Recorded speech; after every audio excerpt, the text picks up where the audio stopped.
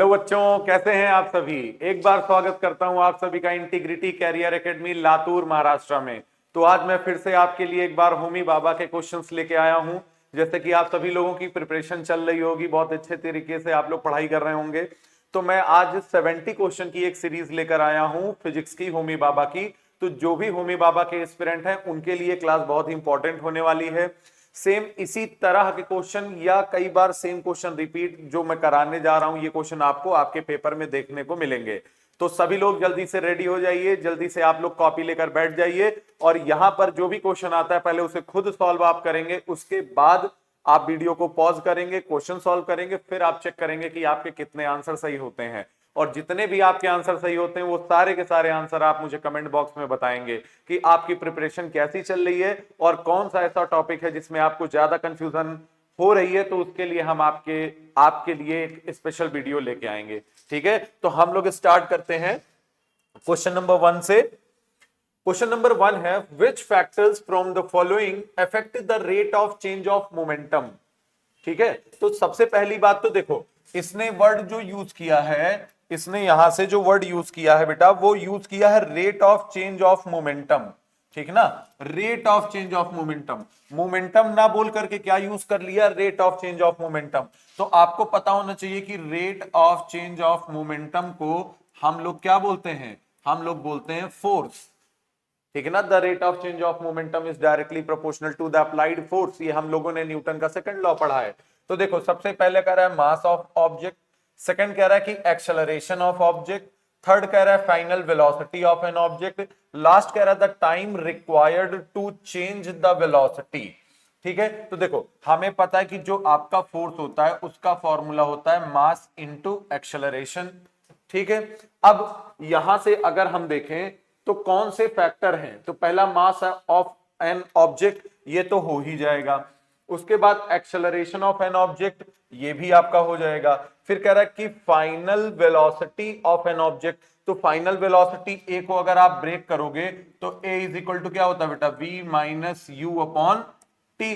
तो यहां से फाइनल वेलोसिटी आ जाएगी। लास्ट कह रहा है the time required to change the velocity, कि जो आपका टाइम रिक्वायर्ड है वेलोसिटी को चेंज करने के लिए, तो ये भी यहां पे आ जाएगा। तो यहां से हमारा ऑप्शन डी एकदम राइट आंसर हो जाएगा। आई होप सभी बच्चों को ये क्वेश्चन बहुत अच्छे से समझ में आ गया होगा। नेक्स्ट चलते हैं, according to which law from the following bow and arrow work. Newton first law, Newton second law, Newton third law, Newton laws of gravitation. तो ये हम लोग जानते हैं कि इसमें हम लोग बो एंड एरो की अगर हम लोग बात करते हैं तो बो एंड एरो का मतलब कि जितना आप एक्शन देते हो वही आपका रिएक्शन में कन्वर्ट होता है। तो हम बोल सकते हैं कि यहां पर न्यूटन का जो थर्ड लॉ है वो यहां पर एप्लीकेबल हो जाएगा। ठीक है ना, चलो क्वेश्चन नंबर 4 पर चलते हैं। A bullet is fired through a gun, select the correct statement from the following about the total momentum of the system. एक बुलेट फायर हो रही है गन से, आपको बताना है कौन सा सही है। तो पहला है कि the total momentum of the system is zero, कि जो टोटल मोमेंटम की बात करते हैं तो टोटल मोमेंटम जीरो हो जाएगा। तो सबसे पहली बात तो यही ऑप्शन आपका एकदम करेक्ट हो जाएगा कि जो टोटल मोमेंटम किसी भी चीज का होता है वो हमेशा कितना होता है बेटा, जीरो होता है। ठीक है ना, तो यहां से ऑप्शन ए हमारा करेक्ट हो जाएगा, बाकी ऑप्शंस हमें देखने की जरूरत ही नहीं है। नेक्स्ट क्वेश्चन पर चलते हैं। In which position from the following the velocity of an object remains uniform।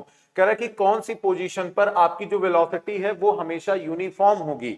तो ऑप्शन ए कह रहा है चेंजिंग द स्पीड। देखो बेटा, स्पीड अगर चेंज होगी तो वेलोसिटी यूनिफॉर्म नहीं होगी। Changing the direction, changing word कहीं पर भी आ जाएगा तो आपका जो वेलोसिटी है वो यूनिफॉर्म नहीं होगा। अगर डायरेक्शन चेंज हो रही है तो वेलोसिटी यूनिफॉर्म नहीं होगी। सी कह रहा है changing the speed as well as the direction, तो अगर चेंजिंग वर्ड आ गया तो आंसर गलत हो जाएगा। लास्ट कह रहा है keeping the speed and the direction constant, दोनों को कांस्टेंट रखें, स्पीड भी सेम हो और डायरेक्शन भी सेम हो, कांस्टेंट हो एक ही डायरेक्शन में। तो यहां से हमारा ऑप्शन डी एकदम करेक्ट हो जाएगा कि इस केस में हमारी जो वेलोसिटी है वो कैसी होने वाली है, यूनिफॉर्म होने वाली है। नेक्स्ट क्वेश्चन पर हम लोग चलते हैं, question number 5। Select the incorrect statement related to the speed and velocity. ठीक है, तो पहला कह रहा है कि the unit of speed and velocity are same, ये तो सही है। सेकंड कह रहा है कि the speed and velocity are related to displacement and distance respectively. तो बेटा एक बात बताओ, स्पीड जो होती है ना वो आपका डिस्प्लेसमेंट से नहीं, वो आपका किससे होता है, डिस्टेंस से रिलेट करता है, और आपकी जो वेलोसिटी है वो डिस्प्लेसमेंट से करती है। लेकिन यहां कह रहा है कि स्पीड डिस्प्लेसमेंट से, वेलोसिटी डिस्टेंस से, तो आपका ऑप्शन बी यहां से रॉन्ग हो जाएगा। तो इसमें आपसे पूछ क्या रहा है, इनकरेक्ट स्टेटमेंट पूछ रहा है, तो ऑप्शन बी यहां से आपका इनकरेक्ट स्टेटमेंट हो जाएगा। नेक्स्ट क्वेश्चन पर चलते हैं। According to which law from the following huge trees uproot in cyclone. तो ये हमने क्वेश्चन पहले भी सॉल्व किया है, ये हो जाएगा बेटा हमारा न्यूटन फर्स्ट लॉ। ठीक है, कि ऑब्जेक्ट रेस्ट पर है तो वो रेस्ट पर रहना चाहता है, जब साइक्लोन आएगी, तेजी से हवाएं आएंगी, तो वो क्या करेगा, उसको अपरूट कर देगा, और जो आपका ट्री है वो अपनी इनर्शिया को, अपने स्टेट को मेंटेन करने के लिए उसी जगह पर खड़ा रहेगा। ठीक है, वो क्या चाहेगा कि मैं जो मेरी प्रीवियस पोजीशन थी उसी चीज को मैं मेंटेन रखूं। तो इस केस में क्या होगा कि जब तेज हवाएं आएंगी तो वो फोर्स लगा के क्या करेंगी, अपरूट कर देंगी, मतलब उन्हें जड़ से उखाड़ देंगी। चलो, identify the odd physical quantity from the following. ठीक है, स्पीड, वेलोसिटी, एक्सेलरेशन, मोमेंटम। देखो बेटा, वेलोसिटी, एक्सेलरेशन और मोमेंटम ये तीनों आपकी वेक्टर क्वांटिटीज हैं, और जो आपका स्पीड है वो स्केलर क्वांटिटी है। तो ऑड में आपका ऑप्शन ए करेक्ट हो जाएगा। स्पीड हैज नो डायरेक्शन, मतलब it does not depend on direction. Velocity, acceleration and momentum depends on direction, that's why they are vector quantities and speed is scalar quantities. The odd one is speeds. Okay, next question. Select the proper unit of momentum in MKS unit. तो आपको पता है कि momentum को हम लोग P से denote करते हैं। फॉर्मूला होता है मास इनटू वेलोसिटी। मास की यूनिट होती है बेटा किलोग्राम, वेलोसिटी की यूनिट होती है मीटर अपॉन सेकंड, या हम बोल दें मीटर पर सेकंड। तो यहां से देखो, ये तो होगा नहीं, किलोग्राम सेंटीमीटर हो गया, ये तो आपका सीजीएस यूनिट हो गया। किलोग्राम मीटर पर सेकंड, ऑप्शन सी यहां से एकदम राइट हो जाएगा। ठीक है, चलो नेक्स्ट क्वेश्चन।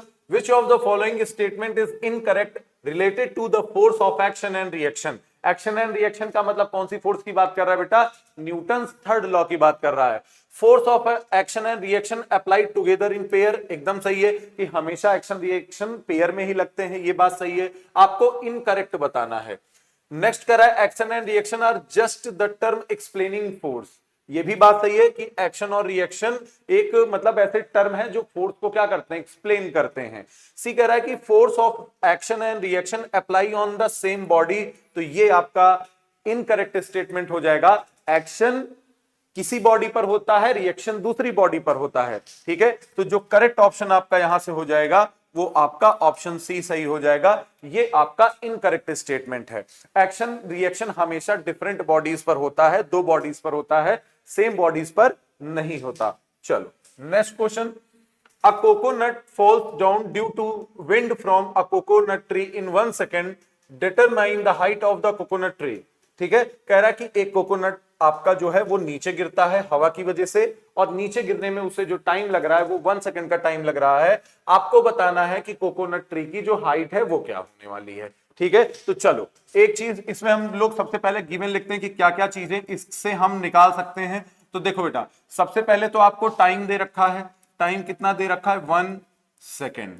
ठीक है, दूसरी चीज आपको पता है कि जब आप किसी भी ऑब्जेक्ट को, कोई ऑब्जेक्ट ऊपर से नीचे की तरफ आता है तो उसकी जो इनिशियल वेलोसिटी होती है वो हमेशा 0 होती है।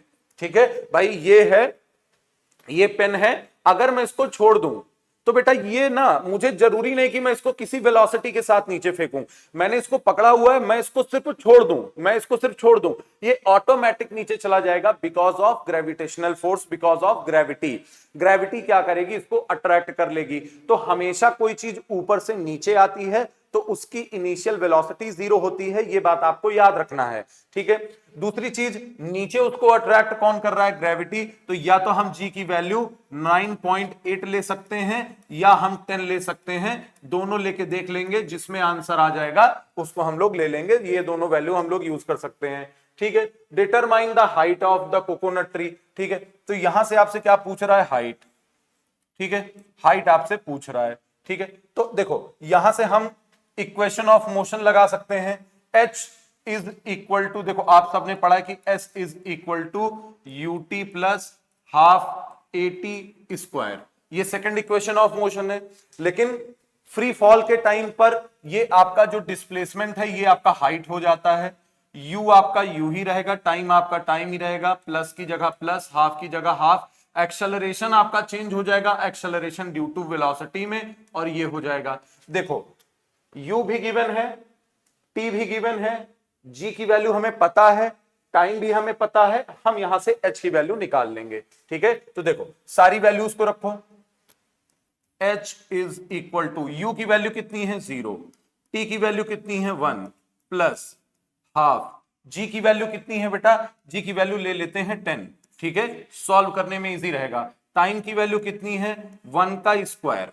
ठीक, तो ये इक्वेशन ये तो पहले ही आपका 0 हो जाएगा, प्लस 2 को 10 से, देखो 1 का स्क्वायर तो 1 ही आ जाएगा, यहां से कितना आ जाएगा आंसर आपका, जो हाइट आ जाएगा बेटा वो आ जाएगा 5 metre. Option option option option, बेटा 5 मीटर कहीं नहीं है, 5 मीटर कहीं नहीं है, यहां पर 4.9 मीटर है। तो अगर मैं इस 10 की जगह 9.8 ले लूं, कितना ले लूं बेटा 9.8, तो 9.8 लेते ही यहां से हमारा आंसर कितना आ जाएगा, यहां से हमारा आंसर आ जाएगा, सॉरी चलो 4.9 आ जाएगा, और करेक्ट आंसर हमारा कितना हो जाएगा 4.9 मीटर। तो हमारा ऑप्शन डी यहां से एकदम करेक्ट हो जाएगा। नेक्स्ट क्वेश्चन पर चलते हैं हम लोग जल्दी से। 1 यूनिट इलेक्ट्रिसिटी, यूनिट आप समझते हो, यूनिट जो हम लोग घर में बिजली यूज करते हैं, लाइट इलेक्ट्रिसिटी यूज करते हैं, तो हमारा जो बिल आता है हम उसको बोलते हैं ना कि 1 यूनिट, 10 यूनिट, 100 यूनिट, 200 यूनिट। तो आपको पता होना चाहिए बेटा कि जो आपका 1 यूनिट होता है वो इक्वल होता है 1 किलोवाट आर के। 1 किलोवाट आर के इक्वल होता है KWH। ठीक है, इसको ऐसे लिखते हैं KWH। तो आपको पता है कि 1 किलोवाट में कितने वाट होंगे, 1000 वाट।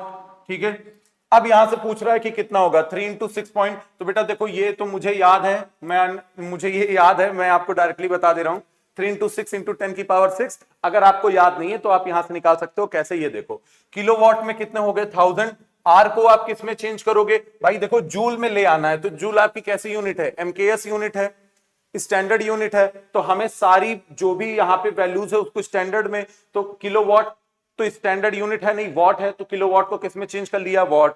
आर आपको पता है कि ये आपकी स्टैंडर्ड यूनिट नहीं है, स्टैंडर्ड यूनिट किस में होती है, सेकंड में, तो इसको हम कितना कर लेंगे, सेकंड में। तो 1 आवर में 60 मिनट और 1 मिनट में 60 सेकंड, तब ये आपका आ जाएगा। ठीक है, तो देखो ये हो गया 1000 मल्टीप्लाइड 6 6 36 0 0, कितने जीरो हैं 3, और ये 2 5, तो हम इसको लिख सकते हैं बेटा 36 इंटू 10 की पावर 5। लेकिन यहां पर देखो कहीं 36 नहीं, हर जगह 3.6 लिखा है, तो अगर एक पॉइंट यहां लगाएंगे तो एक यहां पे 10 बढ़ जाएगा, ये आ जाएगा 3.6 इंटू 10 की पावर 6 जूल। तो यहां से ए ऑप्शन हमारा एकदम करेक्ट होने वाला है, ए ऑप्शन हमारा सही हो जाएगा। आई होप सभी को ये क्वेश्चन समझ में आ गया होगा। नेक्स्ट हम लोग चलते हैं। When an object is falling down freely from a certain height, it's dash remains constant, कि अगर कोई चीज ऊपर से नीचे आ रहा है तो कौन सी चीज उसकी कांस्टेंट होगी, तो बेटा पोटेंशियल डिफरेंस तो कांस्टेंट होने वाला नहीं है, क्योंकि mgh होता है, जब कोई चीज नीचे आएगा तो हाइट चेंज होगी। ठीक है, काइनेटिक एनर्जी होता है बेटा हाफ mv स्क्वायर, तो आपको पता है कि कोई चीज नीचे जितना तेजी के साथ आएगी उसकी वेलोसिटी बढ़ती जाती है। सेम उसी तरह मोमेंटम का भी हो जाएगा, मोमेंटम की भी वेलोसिटी चेंज करेगी तो कांस्टेंट नहीं रहेगी। आपका जो मास है वो आपका हर जगह कांस्टेंट रहने वाला है, तो यहां से हमारा ऑप्शन डी क्या हो जाएगा, ऑप्शन डी हमारा राइट आंसर हो जाएगा, कि जब कोई भी चीज ऊपर से नीचे गिरती है, किसी भी हाइट से गिरेगी, तो उसका जो मास है वो हमेशा क्या होने वाला है, constant. Next question, the momentum of a substance with mass 100 kilogram is 0, what will be its kinetic energy। तो बेटा एक बात बताओ, आपसे कह रहा है कि momentum of a substance is 0, तो मोमेंटम का फॉर्मूला होता है P is equal to mass into velocity. अब मास तो दिया हुआ है, तो ऐसा क्या चीज है कि जिसकी वजह से मोमेंटम 0 आ रहा है, इसका मतलब कि उसकी वेलोसिटी 0 है, वेलोसिटी 0 है तभी तो मोमेंटम 0 है। बेटा नाम समझो, मोमेंटम, मोमेंट मूवमेंट से बना है, मूवमेंट अगर करेगा ही नहीं, मास कितना हो तो आंसर जीरो आएगा, और मूवमेंट नहीं कर रहा है इसका मतलब इसकी वेलोसिटी जीरो है। तो अगर वेलोसिटी जीरो तो काइनेटिक एनर्जी का फॉर्मूला क्या होता है, हाफ mv स्क्वायर। तो यहां पर जो वेलोसिटी है वो भी जीरो होगी और पूरा आंसर मल्टीप्लाई होकर जीरो आ जाएगा। तो ऑप्शन ए यहां से आपका एकदम करेक्ट हो जाएगा। ठीक है, चलो नेक्स्ट क्वेश्चन कह रहा है कि a man exerts 10 newton force on road roller due to which 10 metre displacement takes place, find the work done by gravitational force acting on the road roller. ठीक है, एक मैन है 10 न्यूटन का force लगा के रोड रोलर पर force लगा रहा है 10 न्यूटन का, और 10 न्यूटन लगाने के बाद वो 10 मीटर डिस्प्लेस कर रहा है। तो क्वेश्चन ये कह रहा है कि work done by gravitational force, यहां ग्रेविटेशनल फोर्स कितना वर्क कर रही है, किस पर, रोड रोलर पर। तो बेटा एक बात बताओ, आदमी जो है, जो मैन है, वो सामने की तरफ फोर्स लगा रहा है, ऑब्जेक्ट सामने की तरफ मूव कर रहा है, ग्रेविटेशनल फोर्स का तो कोई यहां पे रोल ही नहीं है। तो इसकी वजह से जो ग्रेविटेशनल फोर्स वर्क करेगी वो जीरो करेगी, क्योंकि ग्रेविटेशनल फोर्स नीचे की तरफ लगती है, ऑब्जेक्ट आपका सामने की तरफ मूव कर रहा है। तो ग्रेविटेशनल फोर्स की वजह से जो वर्क डन होगा वो आपका जीरो हो जाएगा। ठीक है, नेक्स्ट क्वेश्चन पर चलते हैं। The work done by the force acting on the object does not depend on the, कह रहा है कि जो आपका वर्क डन बाय फोर्स है वो किस बात पर डिपेंडेंट नहीं करता। तो एक आपका दिया है मास, एक आपका दिया है फोर्स, एक आपका दिया है इनिशियल वेलोसिटी, एक आपका दिया है angle between the direction of force and displacement. तो पहली बात तो हमें पता है बेटा कि work is equal to F S cos theta, ये हमारा फॉर्मूला ही होता है एफ एस कॉस थीटा, और थीटा क्या है, angle between the direction of force and displacement. तो ठीक है, तो इस पर तो डिपेंड करेगा, उसके बाद फोर्स पर तो डिपेंड करेगा ही करेगा। ठीक है, अब हमारे पास दो ऑप्शन बचे, एक आपका मास, एक आपका इनिशियल वेलोसिटी। तो आपको बेटा पता है कि फोर्स आपका जो होता है वो मास इंटू एक्सेलरेशन होता है। दूसरी चीज, आप जिस भी चीज पर वर्क करोगे उसका मास तो होगा ही होगा। ठीक है, बिना मास की चीज पर वर्क करोगे नहीं, तो इसका मतलब मास भी सही है। Initial velocity of the object, यहां वर्क डन इस बात पर डिपेंड नहीं करता। तो जो करेक्ट आपका ऑप्शन हो जाएगा वो सी, यहां से आपका राइट आंसर हो जाएगा। ठीक है, चलो अर्ग इज द यूनिट ऑफ, तो इसको बेटा याद कर लेना कि जो आपका अर्ग होता है वो किसकी यूनिट होती है, किसकी यूनिट होती है, फोर्स की होती नहीं है, प्रेशर की पास्कल होती है, और एनर्जी, एनर्जी का हो जाएगा। ठीक है ना बेटा, क्योंकि वर्क डन की यूनिट सीजीएस यूनिट अर्ग होती है, और एनर्जी की भी सीजीएस यूनिट अर्ग हो जाएगी ईआरजी। तो करेक्ट यहां से आपका आंसर ऑप्शन सी यहां से आपका करेक्ट हो जाएगा। Next question, using which formula do we get the velocity of the falling object from the height of 1 metre. कह रहा है कि कौन सा फॉर्मूला हम यूज करके we get the velocity of the falling object, falling object की हमें वेलोसिटी निकालनी है। तो बेटा हमें पता है कि u आपका कितना होता है, जीरो होता है, v आपको निकालना है। कोई ऑब्जेक्ट नीचे की तरफ गिरेगा तो एक्सेलरेशन कितना हो जाएगा, g हो जाएगा। तो अगर हम यहां पे third equation of motion use करें कि v square is equal to u square plus 2gh, ठीक है, यहां से 2gh, हाइट आपको 1 मीटर दी हुई है, ये आपका जीरो हो जाएगा। v square is equal to 2g into 1, height दिया है 1 मीटर, 1 मीटर हो गया। अब ये मल्टीप्लाई होके सेम आ जाएगा, तो यहां से v की वैल्यू कितनी आ जाएगी बेटा, v की वैल्यू आ जाएगी आपकी √2g। ठीक है, v इज इक्वल टू कितना आ जाएगा, √2g। तो करेक्ट ऑप्शन आपका कौन सा हो जाएगा, ऑप्शन बी यहां से हमारा करेक्ट आंसर होने वाला है, करेक्ट आंसर हो जाएगा। Next, the energy of falling ball to the ground from the height of 10 meter decreases 40% at the moment is collides on the earth, then up to what height it will be bounce। तो ये आपका दो question मैं हर class में आपको homework देता हूं, तो ये आपका होमवर्क क्वेश्चन होने वाला है, बहुत ही इंपॉर्टेंट क्वेश्चन होने वाला है। सारे बच्चे इसका आंसर कमेंट में कर देंगे और मुझे बताएंगे कि इसका कौन सा आंसर सही है नहीं है। ठीक है, तो ये क्वेश्चन आपके लिए होमवर्क है और मोस्ट इंपॉर्टेंट क्वेश्चन है। नेक्स्ट हम चलते हैं, which physical quantities change at the time of free falling of a body, कि जब फ्री फॉल होता है तो कौन सा आपका क्वांटिटी यहां पर चेंज होगा। तो पहला है काइनेटिक एनर्जी, हम बोलते हैं बेटा इसको हाफ mv स्क्वायर। तो जब कोई चीज फ्री फॉल होगी तो जो इसकी वेलोसिटी है वो तो चेंज होगी क्योंकि नीचे आते आते वेलोसिटी तेज हो जाती है। Second potential energy, potential energy का फॉर्मूला होता है mass into gravity into height. तो बेटा हाइट क्या होगा, हाइट तो इसकी चेंज होगी ही होगी क्योंकि हर बार आपकी हाइट चेंज हो रही है। Momentum mass into velocity, velocity change होगी होगी। लास्ट कह रहा है बेटा टोटल एनर्जी, तो जो टोटल एनर्जी होती है वो हमेशा कांस्टेंट होती है। आपने पढ़ा है energy can neither be created nor be destroyed, ठीक है। तो ना एनर्जी कम होगी ना ज्यादा होगी, उसकी जो टोटल एनर्जी है वो हमेशा क्या रहने वाली है, सेम रहने वाली है। तो विच फिजिकल क्वांटिटी चेंजेस, तो आपका ऑप्शन हो जाएगा पी क्यू आर। तो हमारा जो करेक्ट ऑप्शन हो जाएगा वो सी हो जाएगा, क्योंकि यहां पर वेलोसिटी चेंज हो रही है, यहां पर हाइट चेंज हो रही है और इसमें भी आपकी वेलोसिटी चेंज हो रही है। टोटल एनर्जी में कोई चेंज आने वाला नहीं है। Next question, if the mass of a body reduces to 50% and its velocity increases to twice the previous velocity, what will be the effect on its kinetic energy? ठीक है, तो दो क्वेश्चन मैं आपको होमवर्क दूंगा, एक तो दे दिया है, दूसरा क्वेश्चन अभी आगे कोई देखेंगे, कोई अच्छा सा क्वेश्चन होगा तो आपको मैं होमवर्क में दूंगा, ठीक है। और आप जब उसे बता देंगे तो उसका मैं प्रॉपर सॉल्यूशन होगा तो मैं कमेंट बॉक्स में ही दे दूंगा, कोई दिक्कत नहीं है। लेकिन पहले आप ट्राई करिए, क्वेश्चन का लेवल समझिए, ठीक है। कह रहा है mass of a body reduces to 50%। 50% का मतलब क्या हुआ बेटा, कि अगर पहले आपका मास m था तो अब आपका मास, देखो पहले m1 का मास कितना है m, तो अब m2 का मास रिड्यूस होने के बाद कितना हो जाएगा, हाफ m हो जाएगा, ठीक है ना। 50% का मतलब half m।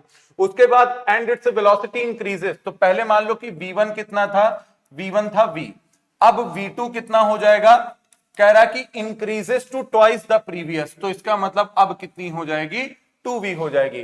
What will be the effect on it's kinetic energy, तो काइनेटिक एनर्जी पहले ke1 निकाल लेते हैं, तो फॉर्मूला बन जाएगा बेटा हाफ mv स्क्वायर, ठीक है, कितना बन जाएगा, हाफ mv स्क्वायर। अब इससे निकालते हैं ke2, ठीक है, तो हाफ का हाफ लिखा, मास कितना है हाफ m, वेलोसिटी कितनी हो जाएगी 2v का स्क्वायर, ठीक है। आई होप ये आपको दिख रहा होगा, हाँ बेटा दिख रहा है, कोई दिक्कत नहीं है, ठीक है। चलो तो यहां से ये कितना हो जाएगा 1/4 इंटू 2v का स्क्वायर कितना हो जाएगा बेटा 1/4m 4v स्क्वायर, ये हो जाएगा, ठीक है। तो देखो ये 4 से ये 4 कट गया, कितना आ गया बेटा आपका mv स्क्वायर, ठीक है। पहले कितना था हाफ mv स्क्वायर, अब कितना है mv स्क्वायर, तो इसका मतलब जस्ट डबल है। अब काइनेटिक एनर्जी जस्ट डबल हो गई, तो यहां पे रिमेन सेम, ऑप्शन गलत हो जाएगा। इंक्रीजेस 4 फोल्ड, तो 4 फोल्ड तो हुआ नहीं है, 2 फोल्ड हुआ है, kinetic energy will increase 2 fold, तो यहां से आपका ऑप्शन सी करेक्ट हो जाएगा कि 2 फोल्ड मतलब 2 टाइम्स आपका जो काइनेटिक एनर्जी है वो क्या कर गया, इंक्रीज कर गया। नेक्स्ट क्वेश्चन पर चलते हैं, 1 MV is equal to dash milli. देखो ये आपको पता है बेटा मेगा वोल्ट होता है, तो 1 mega volt is equal to 10 की पावर 6 वोल्ट होता है, और ये कितना होता है 1 MV इज इक्वल टू 10 की पावर -3। तो इन दोनों के बीच में रिलेशन क्या हो जाएगा कि देखो ये 10 की पावर -3 है, ये 6 है, तो यहां से यहां ये हो जाएगा। उसके बाद मेगा वोल्ट में, तो यहां से अगर आप वोल्ट का निकालोगे तो 1 वोल्ट इज इक्वल टू कितना 1 mega volt is equal to 10 की पावर -3, ठीक है। तो इधर से अगर वोल्ट आप निकालोगे तो 6 तो वैल्यू ये बढ़ी, उसके बाद ये -3 कम हो रही है। तो अगर आपसे इन दोनों का रिलेशन पूछ रहा है, वोल्ट का रिलेशन तो पूछ नहीं रहा है, तो वोल्ट का रिलेशन नहीं पूछ रहा है, तो v इज इक्वल टू क्या हो जाएगा, v इज इक्वल टू इतना हो जाएगा 1 mv अपॉन 10 की पावर -3, ये हो जाएगा भाई। अगर 1 वोल्ट की बात करोगे तो ये आपका जो वैल्यू है ये डिनोमिनेटर में चला जाएगा, और ये न्यूमरेटर में जाके कितना हो जाएगा 1 वोल्ट इज इक्वल टू 10 की पावर कुछ 1 मिनट, ना ना ना एक गलती हो गई बेटा, छोटी सी मिस्टेक, कोई दिक्कत नहीं है, यहां पे ये थोड़ा सा गलत हो गया, ठीक है। 1 वोल्ट इज इक्वल टू 10 की पावर -3 मेगा वोल्ट होता है, ये होता है 10 की पावर -3, ठीक है। तो 1 मेगा वोल्ट कितना हो जाएगा, ये कितना हो जाएगा हाँ ठीक है, ठीक है, सही है, एकदम सही है। तो यहां से ये कितना हुआ 10⁶, ये 10⁻³ इसके लिए है, तो ये इधर घूम के आएगा तो कितना हो जाएगा, प्लस का हो जाएगा। तो ये 6 प्लस का, ये 3 प्लस का, आपका जो करेक्ट ऑप्शन हो जाएगा वो आपका ऑप्शन सी सही हो जाएगा, 10⁹ 10⁹ आपका सही हो जाएगा। ठीक है, ये माइनस वाला प्लस क्यों हुआ, क्योंकि बेटा एक बोल्ट इतने के इक्वल है। ठीक है, 10⁻³ तो ये उधर जाएगा तो कितना हो जाएगा 10⁻3, ये कितना है 10⁶, भाई ये निगेटिव है, उधर जाके पॉजिटिव हो जाएगा, तो 10⁻3 10⁻6 मिलके 10⁻9 आपका करेक्ट ऑप्शन हो जाएगा। On which factors from the following does the resistance of the conductor depend, कि आपका जो रेजिस्टेंस है कंडक्टर का वो किस चीज पर डिपेंड करता है, तो एक तो नेचर पर डिपेंड, क्या कह रहा है, रेजिस्टेंस। ठीक है, पहला आपसे कह रहा है नेचर, सेकंड कह रहा है टेम्परेचर, थर्ड कह रहा है लेंथ, और लास्ट कह रहा है एरिया ऑफ क्रॉस सेक्शन। तो बेटा आपको पता होना चाहिए कि जो आपका रेजिस्टेंस है वो आपका नेचर ऑफ द कंडक्टर पर डिपेंड करेगा, टेम्परेचर पर डिपेंड करेगा, और लेंथ पर भी करेगा, एरिया ऑफ क्रॉस सेक्शन पर भी करेगा। ठीक है, ये सारे फैक्टर्स पे आपका रेजिस्टेंस डिपेंड करता है, तो आपका ऑप्शन डी यहां से करेक्ट हो जाएगा। नेचर ऑफ द कंडक्टर और टेम्परेचर, याद रखना कि नेचर ऑफ द कंडक्टर और टेम्परेचर ये दोनों आपका रेसिस्टिविटी पर भी डिपेंड करता है, और जो आपका नेचर है ना बेटा ये तो डायरेक्टली रेसिस्टिविटी पर डिपेंड करता है। ठीक है, ठीक है, ये किस पर डिपेंड करता है, रेसिस्टिविटी पर और टेम्परेचर, क्योंकि देखो फॉर्मूला क्या है, R is equal to ρL/A। ठीक है, तो रो रेसिस्टिविटी की, देखो रेजिस्टेंस आपका रेसिस्टिविटी पर भी डिपेंड कर रहा है, तो जो आपका रेसिस्टिविटी है वो नेचर और टेम्परेचर दोनों आ जाते हैं, तो ये आपका हो जाएगा ऑप्शन डी, यहां से आपका राइट हो जाएगा। नेक्स्ट चलते हैं, resistance of a conductor and electric circuit is 110 and potential difference is 33 volt, find the electric current passing through the circuit. तो हमें पता है बेटा कि फॉर्मूला होता है I is equal to V/R। ये फॉर्मूला कहां से आया, ओम्स लॉ से। ओम्स लॉ क्या है, V is equal to IR, तो I निकालना है तो R इधर जाके डिवाइड हो जाएगा। वोल्ट आपको कितना दिया है 33, रेजिस्टेंस आपको कितना दिया है 110 दिया है। ठीक है, 110 दिया है, तो यहां से हम लोग डिवाइड कर लेंगे, 110 डिवाइड बाई 33 कर लेंगे। ठीक है, डिवाइड बाई 33 कर लेंगे बेटा, यहां जीरो लगा के पॉइंट लगाओ, एक जीरो आया, ये कितने टाइम्स जाएगा, 3 टाइम्स जाएगा, ये आपका कैंसिल आउट हो गया, तो आपका जो करंट आ जाएगा वो आ जाएगा 0.3 एम्पियर। ऑप्शन सी आपका यहां से करेक्ट हो जाएगा। चलो नेक्स्ट कह रहा है, shiny surface is necessary for the reflection of light because, कि जो आपका शाइनी सरफेस होता है वो रिफ्लेक्शन के लिए क्यों होता है। तो पहला कह रहा है कि shiny surface absorb all light, गलत। सेकंड कह रहा है shiny surface reflect maximum light, एकदम सही है, ये मैक्सिमम लाइट को रिफ्लेक्ट करता है। थर्ड कह रहा है shiny surface absorb all light and reflected, ये भी गलत है, सारी लाइट को एब्जॉर्ब कर लेगा तो रिफ्लेक्ट क्या करेगा। लास्ट कह रहा है shiny surface absorb minimum light, तो ये आपका सही हो जाएगा कि जो आपका शाइनी सरफेस होता है वो बहुत ही कम लाइट को क्या करता है, एब्जॉर्ब करता है। तो हमारा ऑप्शन क्यू और एस सही हो जाएगा, तो ए ऑप्शन हमारा सही हो जाएगा, क्योंकि ए ऑप्शन में क्यू और एस दोनों गिवन हैं। नेक्स्ट क्वेश्चन पर चलते हैं बेटा, the two plane mirror always remain at dash the distance between the object and its image. ठीक है, कह रहा कि the plane mirror always remain, हमेशा आपका प्लेन मिरर कहां पर रहता है, ऑब्जेक्ट और इमेज में। तो देखो ये आपका मान लो एक प्लेन मिरर है, ठीक है, अब इस प्लेन मिरर में आपको पता है कि जितनी दूर पर आपका ऑब्जेक्ट यू होता है उतनी ही दूर पर आपकी इमेज वी बनती है। ठीक है, तो यहां से यहां तक का डिस्टेंस और यहां से यहां तक का डिस्टेंस सेम है। ठीक है, तो इसका मतलब मिरर इन दोनों के हाफ पर रखा हुआ है, कि हाफ डिस्टेंस पर रखा हुआ है इन दोनों के। ठीक है, कि अगर यहां से यहां कितना है 10, यहां से यहां कितना है 10, तो u और v का डिस्टेंस कितना हुआ बेटा 20, लेकिन मिरर का दोनों तरफ से कितना डिस्टेंस होगा 10 होगा, तो 10 का मतलब क्या है कि 20 का जस्ट हाफ। तो यहां से आपका ऑप्शन ए क्या हो जाएगा, करेक्ट हो जाएगा, कि जो हमारा मिरर होता है वो ऑब्जेक्ट डिस्टेंस इमेज डिस्टेंस के जस्ट हाफ पर रखा होता है, तभी ऑब्जेक्ट डिस्टेंस और इमेज डिस्टेंस हमेशा इक्वल होते हैं प्लेन मिरर में। Next question, What will be the number of images of an object kept between two mirrors when the angle between them is 180 degree? 180 degree दो mirror का, तो आपको सबको पता होगा कि नंबर ऑफ इमेज का जो फॉर्मूला होता है वो होता है बेटा 360 upon theta -1, where theta is angle between two mirror. ठीक है, तो दो मिरर के बीच का एंगल कितना है? 180 डिग्री है, -1, 180 362 -1 दैट इज इक्वल टू 1। तो यहां पे कितनी इमेज बन जाएंगी बेटा? एक इमेज आपकी बनेगी। अगर आपने दो मिरर को 180 डिग्री पर रखा है तो जो मिरर बनेगी, एक ऑब्जेक्ट को रखा है तो जो इमेज बनेगी वो एक बनेगी। नेक्स्ट क्वेश्चन पर चलते हैं। Which diagram from the following does not obey the rules of drawing ray diagram? कि कौन सा आपका जो रे डायग्राम का जो रूल है उसे फॉलो नहीं करता। तो ए में देखो बेटा क्या है कि ए में जो आपकी लाइट रे है वो प्रिंसिपल एक्सिस के पैरेलल आ रही है और आफ्टर रिफ्लेक्शन फोकस से जा रही है, तो ये तो आपका ओबे कर रहा है। सेकंड, आपकी लाइट रे फोकस से आ रही है, आफ्टर रिफ्लेक्शन पैरेलल हो जा रही है प्रिंसिपल एक्सिस से, ये फर्स्ट वाले का जस्ट उल्टा है और ये भी सही है। थर्ड केस में एक लाइट रे आपकी सेंटर ऑफ कर्वेचर से जा रही है, टकराने के बाद उसी पाथ पर वापस आ जा रही है, जिसे हम लोग इंग्लिश में बैक ट्रेस बोलते हैं। क्या बोलते हैं बेटा? बैक ट्रेस बोलते हैं। तो ये भी हमारा ऑप्शन सी सही है।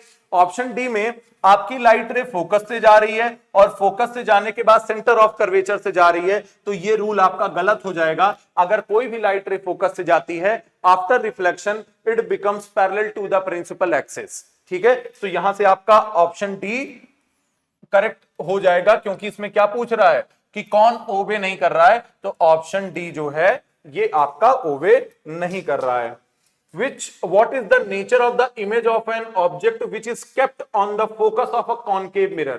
कॉन्केव मिरर के फोकस पर अगर कोई रखा है तो आपको पता है बेटा कॉन्केव मिरर के फोकस पर जो इमेज होती है वो कैसी होती है? पहली बात तो इन्वर्टेड होती है, ठीक है, कॉमा रियल भी होती है, और आपको पता होना चाहिए कि जो आपकी इमेज होती है वो हाईली मैग्नीफाइड होती है, बहुत बड़ी बनती है। ठीक है, तो इमेज इज मैग्नीफाइड ठीक है, लेकिन वर्चुअल गलत हो जाएगा। Image is inverted real and very diminished. Okay, चलो देखते हैं इसको। इमेज इज नॉन इन्वर्टेड, ये भी गलत है। इमेज इज नॉन इन्वर्टेड, ये भी गलत है। तो बेटा यहां पे एक वर्ड बाई मिस्टेक डिमिनिश्ड है, ये आपका हो जाएगा मैग्नीफाइड। ये आपका क्या बन जाएगा? ये आपका मैग्नीफाइड बन जाएगा। ऑप्शन बी यहां से एकदम करेक्ट हो जाएगा कि इमेज इन्वर्टेड होती है, रियल होती है और बहुत बड़ी बनती है, वेरी मैग्नीफाइड। ठीक है, चलो नेक्स्ट क्वेश्चन।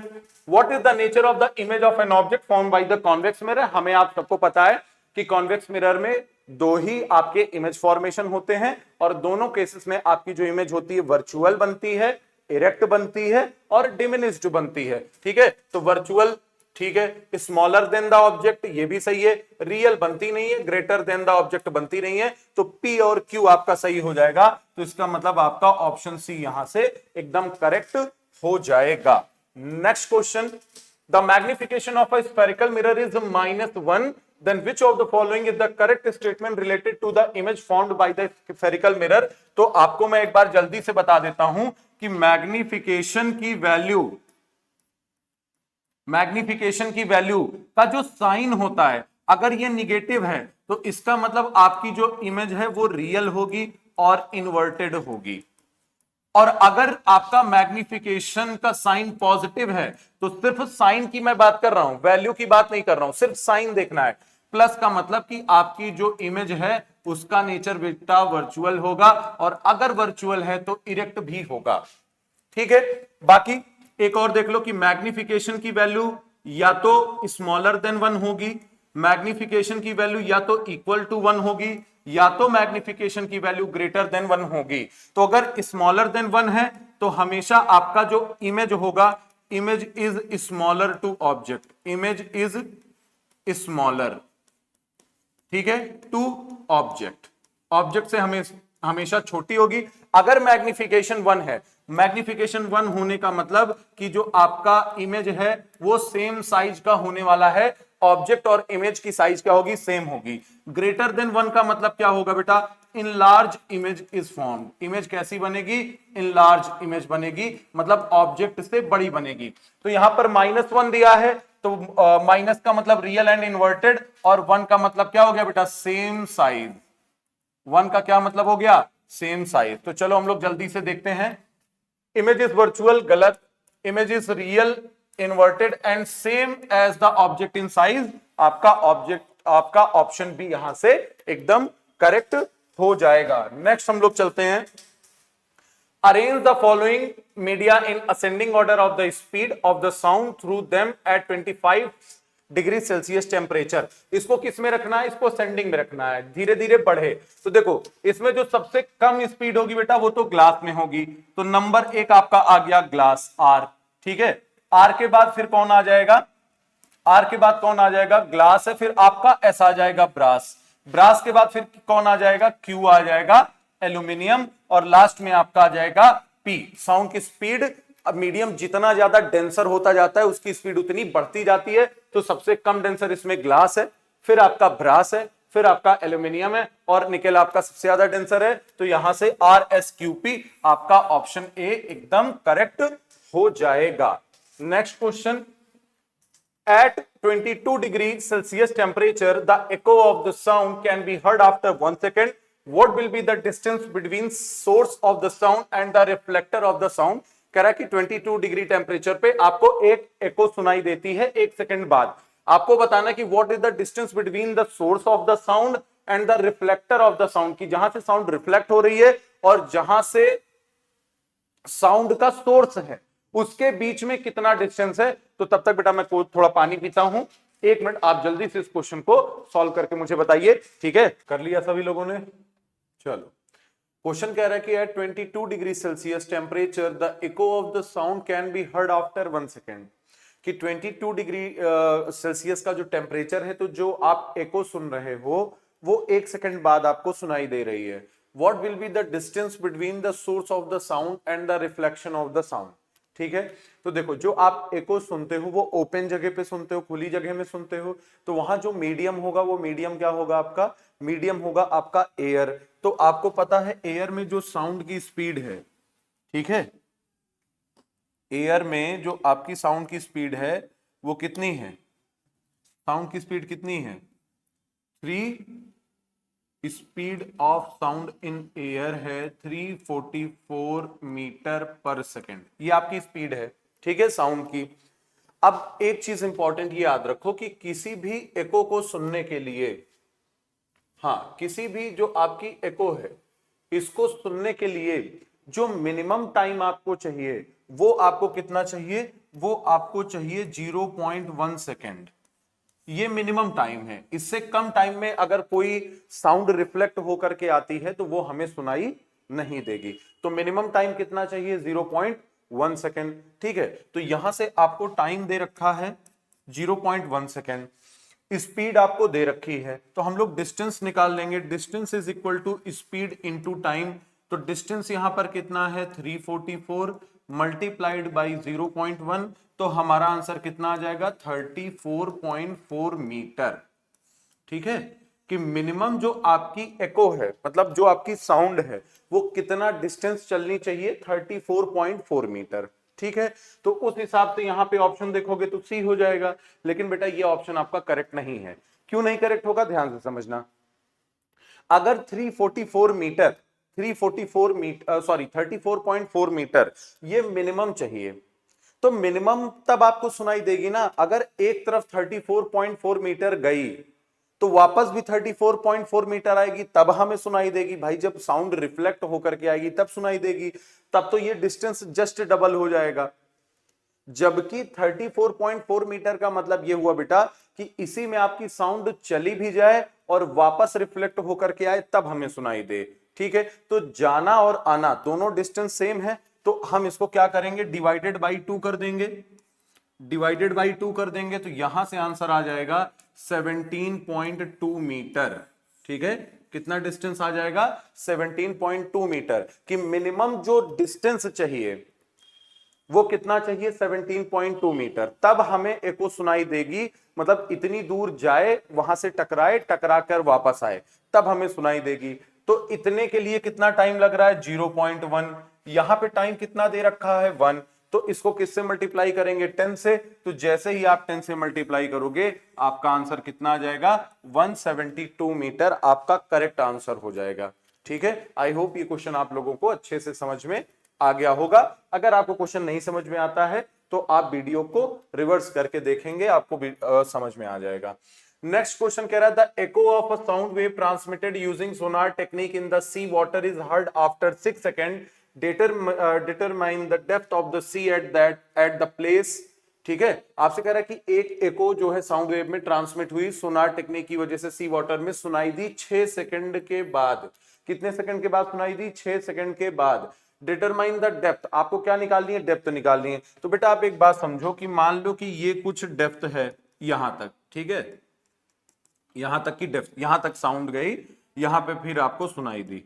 ठीक है, ठीक है, चलो अब एक बात ध्यान से समझो कि अगर कोई आपकी साउंड वेव जितना टाइम जाने में ले रही है उतना टाइम आने में ले रही है, तो 6 सेकंड बाद सुनाई दी, मतलब कि बेटा नीचे कितना गई होगी, नीचे 3 सेकंड, सॉरी नीचे इसको 3 सेकंड लगा होगा जाने में, ठीक है, और उतना ही टाइम इसको लगा होगा वापस आने में। 3 सेकंड नीचे जाने में, 3 सेकंड ऊपर आने में, तो टोटल टाइम कितना हो गया 6 सेकंड हो गया। ठीक है, तो अब आपसे क्या कह रहा है determine the depth of the sea, तो डेप्थ निकालने के लिए कितना 3 सेकंड लेंगे।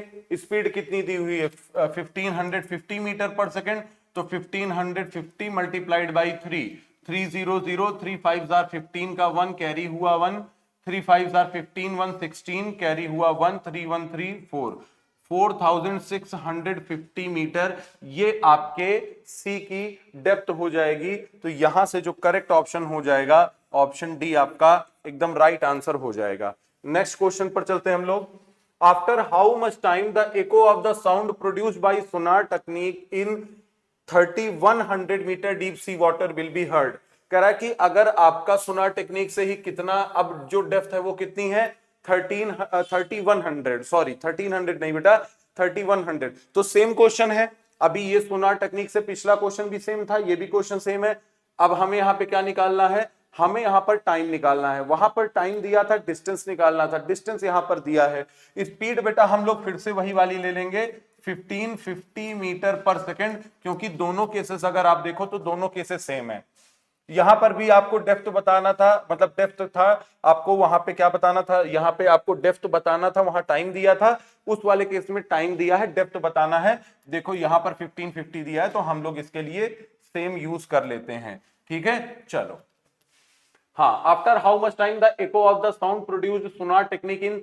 बेटा एक बात बताओ कि अगर डीप आपका जो डेप्थ है वो 3100 है, तो साउंड 3100 मीटर नीचे जाएगी और 3100 ही ऊपर आएगी, तब हमें जाके सुनाई देगी।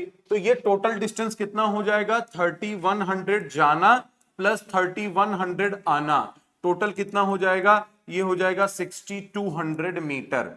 टाइम आपसे पूछ रहा है, ठीक है, ये आपका डिस्टेंस है और स्पीड आपको दे रखा है 1550 मीटर पर second.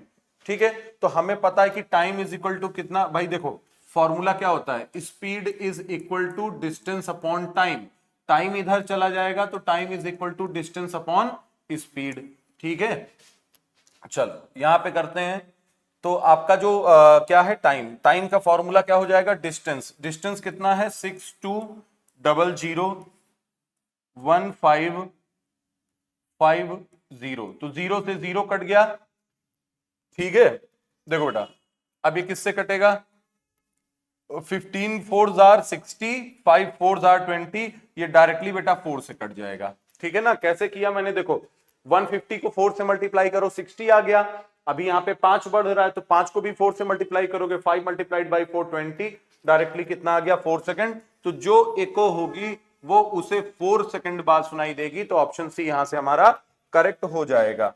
Next, what is the exact reason for the sound wave induced ear drum vibration, कि एग्जैक्ट रीजन क्या है कि जो साउंड वेव इंड्यूस्ड होती है ईयर ड्रम वाइब्रेशन में। ठीक है, तो ear drum is very thin, sound wave creates high pressure outside the ear drum, sound wave creates very low pressure outside the ear drum, compression and rarefaction creates नहीं बेटा, creates variable pressure outside the ear drum. तो ये last option आपका D सही हो जाएगा कि compression and rarefaction creates variable pressure outside the ear drum, ये आपका राइट आंसर हो जाएगा। तो यहां से ऑप्शन डी हमारा करेक्ट हो जाएगा। Select the proper equation showing the relation between the velocity of the sound and density of the medium of the sound. तो ये आपको पता होना चाहिए कि जो आपकी वेलोसिटी होती है वो इनवर्स स्क्वायर के इनवर्सली प्रोपोर्शनल होती है, मतलब सॉरी अंडर रूट डेंसिटी के इनवर्स स्क्वायर होती है। तो यहां से ऑप्शन ए आपका करेक्ट हो जाएगा। ठीक है, v is equal to 1/√p। ठीक है, चलो नेक्स्ट कह रहा है कि विच of the following factor doesn't affect the speed of the sound in gaseous medium. Gaseous medium में कौन नहीं करेगा? तो बेटा देखो, गैसियस मीडियम में एक ही चीज नहीं करती है इफेक्ट, वो है आपका प्रेशर। वो है आपका प्रेशर। प्रेशर इससे कोई इफेक्ट नहीं होता। टेम्परेचर सही है, डेंसिटी ये भी सही है, molecular weight of the pressure of the gas, तो ऑप्शन डी यहां से सही हो जाएगा। बाकी टेम्परेचर, डेंसिटी और मॉलिक्यूलर वेट ये सारी चीजें इफेक्ट करती हैं, लेकिन प्रेशर ऑफ द गैस कोई इफेक्ट नहीं करता है स्पीड ऑफ साउंड को गैसियस मीडियम में। कह रहा है 3 mirrors are prepared from the same sphere and P Q R S. ठीक है, 4 चीजें दी हुई हैं। Then select the set of common factors from the following. आपसे ये कह रहा है बेटा कि आपका जो, ठीक है, 1 मिनट, ठीक है, चलो ठीक है, ये आपका एक स्फीयर है। इस स्फीयर में 3 मिरर्स हैं। कितने मिरर्स हैं? 3। ठीक है, तो चलो 1 मिनट, कौन सा कलर ले लिया जाए? रेड ले लिया जाए। चलो ठीक है, ठीक है बेटा, देखो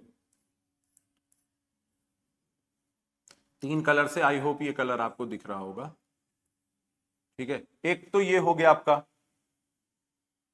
दूसरा कलर आपका ये हो गया, मतलब सॉरी दूसरा मिरर आपका ये हो गया, और तीसरा मिरर कौन सा ले लें? चलो ये ले लिया। ठीक है, कहीं से भी आप 3 ले लो। ठीक है, चलो अब ध्यान से देखो, ये आपका फर्स्ट हो गया, ये आपका सेकंड हो गया, ये आपका थर्ड हो गया। आपको पता है कि ये स्फीयर है, तो स्फीयर का एक कोई ना कोई एक आपका सेंटर होगा। तो आपको पता है बेटा कि इसके लिए, सेकंड के लिए, थर्ड के लिए, तीनों के लिए जो आपका सेंटर ऑफ कर्वेचर है वो तो सेम होने वाला है। ठीक है भाई, तीनों का सेंटर ऑफ कर्वेचर क्या होने वाला है? सेम होने वाला है। ठीक है, तो सी पॉइंट तीनों के लिए सेम होगा। एक बात बताओ, मिरर से जो सी है, सेंटर ऑफ कर्वेचर, यहां तक की लेंथ को हम क्या बोलते हैं? Radius of curvature. तो R1, R2 और R3, क्या ये तीनों भी सेम नहीं होंगे? ये तीनों भी सेम होंगे। ठीक है भाई, सेंटर से स्फीयर को कोई भी लाइन टच करेगी वो उसका रेडियस होता है, और रेडियस सारे क्या होंगे? सेम होंगे। तो इसका रेडियस ऑफ कर्वेचर भी क्या हो गया? सेम हो गया। तीसरी चीज हमें पता होनी चाहिए कि बेटा जो आपका फोकल लेंथ होता है वो रेडियस ऑफ कर्वेचर का हाफ होता है। ठीक है, तो इसका भी फोकस F2, इसका फोकस F1 और इसका फोकस F3, ये तीनों भी सेम होंगे। क्यों सेम होंगे? क्योंकि तीनों का अगर रेडियस ऑफ कर्वेचर सेम है तो फोकस तो रेडियस का जस्ट हाफ होता है, तो ये पॉइंट भी इक्वल होंगे। बात समझ में आ रही है? ठीक है, ये सेंटर ऑफ कर्वेचर भी सेम होंगे, तो आपको सेंटर ऑफ कर्वेचर सेम होगा। पहला कह रहा है बेटा पोल, पहला क्या कह रहा है? पोल। तो एक बात बताओ, पोल तो मिरर का ये वाला पार्ट होगा, इसके लिए ये वाला पार्ट होगा, और इसके लिए कहीं ये वाला पार्ट होगा। तो एक का पोल यहां पर है, एक का पोल यहां पर है, एक का पोल यहां पर है। तो पोल तो भाई बेटा तीनों का अलग अलग है, लेकिन बाकी कौन कौन सी चीजें हैं? Radius of curvature, focal length, और क्या दिया है? Centre of curvature. ये तीनों सेम है। और select the set of the common factors from the following. आपको बताना है कौन सा सेट सही है। तो आपका P को छोड़ के बाकी सब सही है। QRS, QRS, तो आपका ऑप्शन सी यहां से एकदम करेक्ट हो जाएगा। अगर किसी सेम स्फीयर से आप 3, 4, 5, 6 कितने भी आप मिरर बनाते हो, तो याद रखना कि पोल कभी भी सेम नहीं होता है, जबकि उसका फोकल लेंथ, उसका रेडियस ऑफ कर्वेचर, उसका सेंटर ऑफ कर्वेचर, ये तीनों फैक्टर सेम होते हैं। ठीक है, नेक्स्ट क्वेश्चन पर चलते हैं जल्दी से। Types of mirror are used in Cassegrain type of telescope. ठीक है, तो कैसेग्रेन टाइप ऑफ टेलीस्कोप में कौन सा यूज होता है? तो इसमें बेटा यूज होता है कॉनकेव एंड कॉन्वेक्स। तो यहां से आपका ऑप्शन सी एकदम करेक्ट हो जाएगा। चलो, 1 पिकोमीटर तो सबको पता होना चाहिए बेटा कि 1 पिकोमीटर इज इक्वल टू 10 की पावर -12 मीटर। तो आपका ऑप्शन ए सही हो जाएगा। 10 की पावर -10 को हम लोग एंगस्ट्रॉम बोलते हैं, 10 की पावर -9 को नैनोमीटर बोलते हैं। ठीक है, हाँ, और 10 की पावर 8 को कोई एक स्पेसिफिक नेम नहीं है, कोई एक स्पेसिफिक नेम नहीं है। चलो, select the correct unit of work from the following. तो देखो बेटा, वर्क क्या होता है? आपको पता है वर्क होता है फोर्स इनटू डिस्प्लेसमेंट। फोर्स की यूनिट होती है न्यूटन और डिस्प्लेसमेंट की यूनिट क्या होगी? मीटर।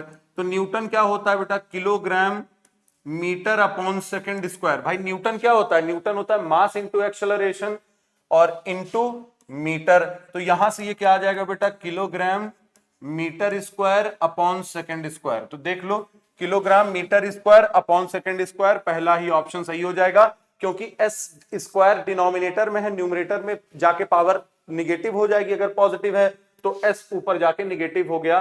तो आपका पहला ही ऑप्शन यहां से करेक्ट हो गया। Next question, with respect to the pole strength what is the value of magnetism at the centre of a bar magnet. बेटा पोल से अगर देखा जाए ना, पोल से देखा जाए तो इसकी जो सबसे ज्यादा स्ट्रेंथ होती है वो कहां पर? पोल पर होती है, और सेंटर पर जाके जस्ट हाफ हो जाती है। तो आप बोलोगे कि 50% ऑफ द पोल स्ट्रेंथ। आपका ऑप्शन बी एकदम करेक्ट हो जाएगा। चलो, नेक्स्ट क्वेश्चन पर चलते हैं। A tuning fork produces sound wave of wavelength 0.5 meter if the velocity of sound wave in air is 330 meter, what is the frequency of the fork? तो आपको बेटा पता होना चाहिए कि आपका जो वेलोसिटी है, वेलोसिटी इज इक्वल टू क्या होता है? वेलोसिटी इज इक्वल टू होता है बेटा वेवलेंथ इनटू फ्रीक्वेंसी। ठीक है, चलो, फ्रीक्वेंसी, ये आपका वेलोसिटी का साइन ऐसे होता है, फ्रीक्वेंसी का साइन ऐसे होता है। ठीक है ना, velocity is equal to wavelength into frequency. अगर आपको फॉर्मूला नहीं आता, मैं तो एक तरीका बता देता हूं बेटा। वेलोसिटी की यूनिट क्या होती है? मीटर पर सेकेंड। ठीक है, वेवलेंथ की यूनिट क्या होती है? मीटर, मल्टीप्लाइड बाई जो आपकी फ्रीक्वेंसी होती है उसकी यूनिट होती है सेकंड। तो मीटर पर सेकंड, मीटर पर सेकंड। ठीक है, ऐसे याद कर लेना। अब क्या क्या दिया है? वेवलेंथ आपको दिया हुआ है, वेवलेंथ आपको दिया हुआ है 0.5 metre if the velocity of the sound, velocity of the sound कितनी दी है? 330 मीटर पर सेकंड। आपसे फ्रीक्वेंसी पूछ रहा है, वी पूछ रहा है, तो वी पूछ रहा है तो इसको इधर डिवाइड में भेज दो, तो ये 5 हो जाएगा, मतलब 0.5, और ऊपर 10 हो जाएगा। बेटा अगर पॉइंट हटाएंगे, अगर पॉइंट हटाएंगे तो न्यूमरेटर में भी, सॉरी डिनोमिनेटर में मल्टीप्लाई करना पड़ेगा 10 से, तो न्यूमरेटर में भी करेंगे। यहां से आप इसको कट कर दो, 2 आ गया, 313 टू 2, तो ये आंसर आ जाएगा 660 हर्ट्ज, आंसर आपका आ जाएगा। ठीक है, आई होप ये क्वेश्चन आपको समझ में आया होगा। चलते हैं नेक्स्ट क्वेश्चन की तरफ। In which of the following virtual image is formed. ठीक है, तो सिंपल माइक्रोस्कोप में नहीं बनती है, ह्यूमन आई में बनेगी, और आपका कैमरे में बनेगा, इसमें भी आपका नहीं बनेगा। ठीक है, तो ऑप्शन 1 और 3 यहां से आपका करेक्ट हो जाएगा। ठीक है, ऑप्शन आपका सी यहां से करेक्ट हो जाएगा। Next question, two sphere of masses 4 kilogram and 8 kilogram are accelerated at 7 metre पर सेकंड स्क्वायर एंड 5 मीटर पर second square respectively. In this case which of the following alternative is correct. ठीक है, कौन सा correct है? तो देखो बेटा, क्या बता रहा है? फोर्स बता रहा है, तो फोर्स के लिए हम क्या करते हैं? मास इंटू एक्सेलरेशन कर लेते हैं, तो F1 निकाल लेते हैं, M1 इंटू A1। M1 की वैल्यू कितनी है? 4 मल्टीप्लाइड बाई 7, तो फोर्स कितनी आ गई? 28 न्यूटन। इसी तरह F2 निकाल लो, मास कितना दिया है? 8, एक्सेलरेशन कितना दिया है? 5, तो फोर्स कितनी आ गई? 40 न्यूटन। तो आप एक चीज ये बोल सकते हो कि F1 is smaller than F2, F2 की फोर्स ज्यादा है।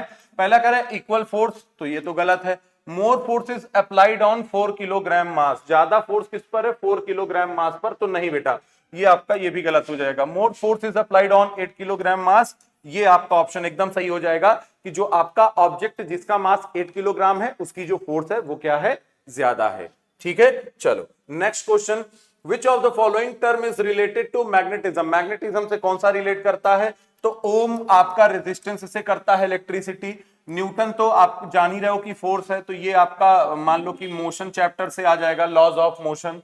ठीक है, गॉस, गॉस बेटा आपका मैग्नेटिज्म से रिलेट करता है, गॉस किससे रिलेट करेगा, मैग्नेटिज्म से, और कूलॉम तो सबको पता है इलेक्ट्रोस्टैटिक फोर्स से या इलेक्ट्रिसिटी से बिलोंग करता है। तो करेक्ट ऑप्शन हमारा सी हो जाएगा कि यहां पर जो गिवन ऑप्शन है इसमें आपका गॉस मैग्नेटिज्म से रिलेट करता है। चलो, graph of time axis and displacement a body undergo SHM, SHM आप जानते होंगे सिंपल हार्मोनिक मोशन होता है, is given, find the amplitude and period of oscillation. Amplitude का मतलब क्या होता है पता है बेटा, जैसे मान लो कि ये आपकी वेव है ना, ये है ऐसे गई, तो ये जो मैक्सिमम डिस्प्लेसमेंट यहां से होता है इसको हम एम्पलीट्यूड बोलते हैं।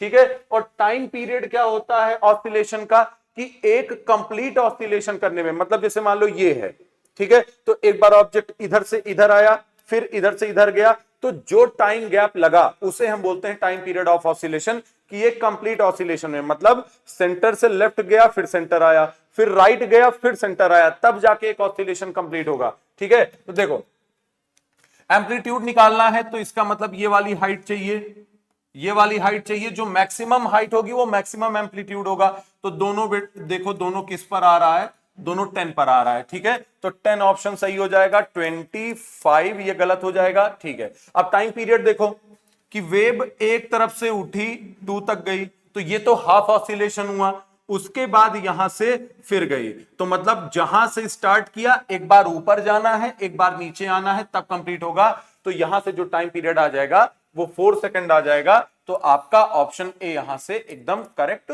हो जाएगा। चलो नेक्स्ट क्वेश्चन की तरफ चलते हैं बेटा, select the correct group of factors on which the temperature of a body depend. ठीक है, तो पहला कह रहा है shape of molecules of the body, नहीं। सेकंड कह रहा है the average velocity of molecules of the body, एकदम करेक्ट है। थर्ड कह रहा है number of molecules in the body, इस बात पे डिपेंड नहीं करता। लास्ट कह रहा है कि the average kinetic energy of molecule of the body, तो ये सही है, तो ऑप्शन 2 और 4, तो सी ऑप्शन हमारा करेक्ट हो जाएगा कि एवरेज वेलोसिटी जो मॉलिक्यूल की होती है उससे, और एवरेज काइनेटिक एनर्जी जो होती है मॉलिक्यूल की उस पे डिपेंड करता है। चलो, Which of the following is a mixture of transverse and longitudinal wave? तो पहला ही ऑप्शन आपका सही हो जाएगा बेटा, कि जो आपका सेस्मिक वेव होती हैं ये आपका क्या होती हैं, ये आपका ट्रांसवर्स और लॉन्गिट्यूडनल वेव का मिक्सचर होती हैं। बाकी माइक्रोवेव, एक्सरेज, ट्रांसफर वेव, ये सारी की सारी ट्रांसवर्स वेव होती हैं, और ये आपका लॉन्गिट्यूडनल वेव और ट्रांसवर्स वेव का मिक्सचर होता है। आप लोग इस बात को याद रखेंगे। Which of the following physical quantities are vector? कौन सी है वेक्टर, आपको ये बताना है। तो देखो बेटा, एनर्जी तो आपका स्केलर है, डिस्प्लेसमेंट आपका वेक्टर है, मोमेंटम वेक्टर है, पावर आपका स्केलर है, और एक्सेलरेशन आपका वेक्टर है। तो क्यू टी, पी और एस स्केलर है, क्योंकि पावर, एनर्जी, वर्क डन, ये सारी की सारी कैसी क्वांटिटीज होती हैं, स्केलर। लेकिन डिस्प्लेसमेंट, मोमेंटम और एक्सेलरेशन ये तीनों क्या है, वेक्टर। तो क्यू आर टी कौन सा ऑप्शन हो जाएगा, ऑप्शन बी करेक्ट हो जाएगा, कि आपको अगर वेक्टर बताना है तो क्यू आर टी आपका राइट आंसर हो जाएगा। नेक्स्ट क्वेश्चन कह रहा है कि विच of the following group is statement is true about the nuclear force. आपको पता है न्यूक्लियर फोर्स, जो न्यूक्लियस में लगने वाली फोर्सेज होती है उसे न्यूक्लियर फोर्स कहते हैं। Nuclear force is a short range force, बहुत ही छोटी रेंज की फोर्स होती है, एकदम सही है। Nuclear force exist between any two nucleons, किसी भी दो न्यूक्लियॉन्स के बीच में लगेगी, बिल्कुल। Nuclear force depend on the electric charge of nucleus, ठीक है। लास्ट कह रहा है कि nuclear force does not depend on the electric charge of nucleus, ये गलत हो जाएगा। तो आपका एक्स वाई जेड यहां से सही हो जाएगा, मतलब आपका कौन सा ऑप्शन सही हो जाएगा, ऑप्शन सी आपका करेक्ट हो जाएगा। चलो next, which of the following is the correct normal temperature of the human in kelvin scale. तो केल्विन स्केल की अगर बात करें बेटा, तो हमें पता है कि जो नॉर्मल टेम्परेचर होता है वो हम लोग 37 या तो 36 दोनों में से देख लेते हैं। डिग्री किसमें, सेल्सियस में, किसमें होता है, सेल्सियस में। और सेल्सियस से केल्विन का क्या होता है, अगर कन्वर्जन होना है तो क्या होता है कि आपका 273 प्लस, ठीक है, सॉरी यहां केल्विन नहीं, हम लोग सेल्सियस लिख देते हैं कि इज इक्वल टू 273 बस सेल्सियस। तो यहां से देखो 273 प्लस 37 करेंगे 730 3701 और 213 310 तो ऑप्शन बी यहां पे करेक्ट हो जाएगा। 36.8 के अप्रॉक्स होता है नॉर्मल टेम्परेचर, तो हम लोग 37 डिग्री मान लेते हैं, ठीक है। तो करेक्ट ऑप्शन कितना हो जाएगा, 310 हो जाएगा। नेक्स्ट क्वेश्चन पर चलते हैं। A bullet of 50 gram is fired using a rifle of mass 10 kilogram. Rifle recoils with velocity 2.5 meter per second. Which of the following is the initial velocity of the bullet? तो ये आपका second question है जो आज आपका homework रहने वाला है। सेकंड क्वेश्चन है, मैं आपको हिंट दे देता हूं, इसमें आप कंजर्वेशन ऑफ मोमेंटम को लगाएंगे, कंजर्वेशन ऑफ मोमेंटम को यूज करेंगे, ठीक है।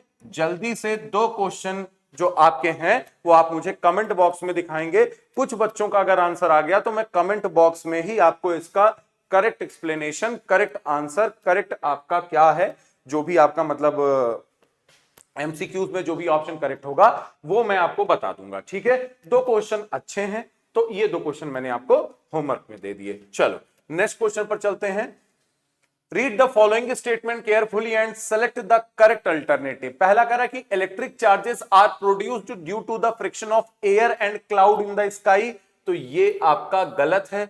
सेकंड कह रहा है due to the friction of two specific object positive charge is developed and one object and negative charge is developed on the other object, ये आपका सही है। तो स्टेटमेंट आपका 1 गलत है और स्टेटमेंट 2 सही है। स्टेटमेंट 1 इज फॉल्स, तो ऑप्शन डी आपका सही हो जाएगा एंड स्टेटमेंट 2 इज ट्रू, यहां से ऑप्शन डी आपका करेक्ट हो जाएगा।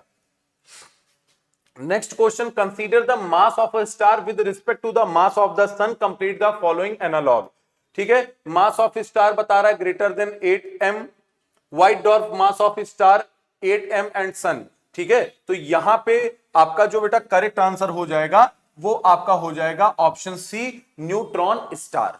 क्या करेक्ट ऑप्शन हो जाएगा, न्यूट्रॉन स्टार आपका राइट आंसर हो जाएगा। नेक्स्ट कह रहा है कि select the correct alternative from the following related to gravitational constant and gravitational acceleration. तो हमें सबको पता है बेटा कि जो ग्रेविटेशनल कांस्टेंट होता है उसकी वैल्यू होती है 6.67, लेकिन राउंड ऑफ में 6.7 ले लेंगे हम लोग, इंटू 10 की power -11 newton metre square upon kilogram square, ये वैल्यू होती है। और जो एक्सेलरेशन है इसकी यूनिट अर्थ, सॉरी इसकी वैल्यू अर्थ पर होती है 9.8 मीटर पर सेकंड स्क्वायर, और यूनिवर्सल ग्रेविटेशनल कांस्टेंट की वैल्यू हर जगह सेम होगी ऑल ओवर यूनिवर्स में, लेकिन जो आपका एक्सेलरेशन है उसकी value change place to place क्या होगी, चेंज होगी, ठीक है। तो कह रहा है कि बोथ चेंजेस, तो ये गलत है, ग्रेविटेशनल कांस्टेंट की चेंज नहीं होती।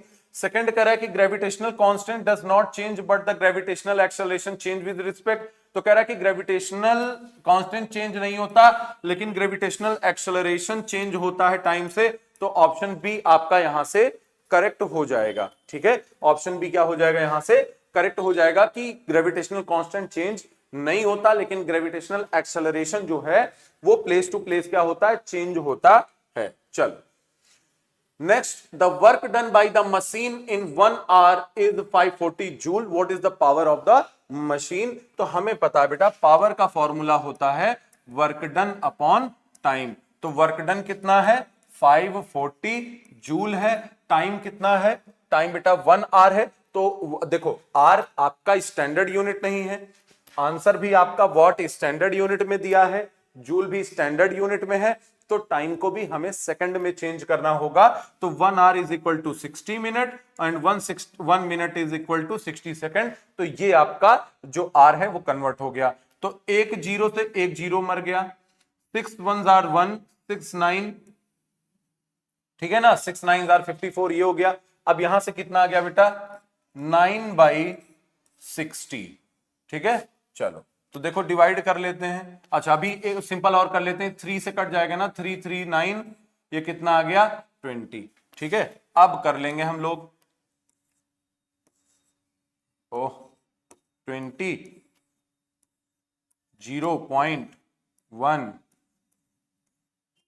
0.15 0.15 ऑप्शन ए आपका करेक्ट हो जाएगा। 0.15 वॉट आपका राइट आंसर हो जाएगा। चलो नेक्स्ट कह रहा है कि विच of the following factor remain same when sound wave propagate through the given medium, pressure of medium, density of medium, every of part, every नहीं बेटा, एवरी नहीं, energy, energy of particle of medium.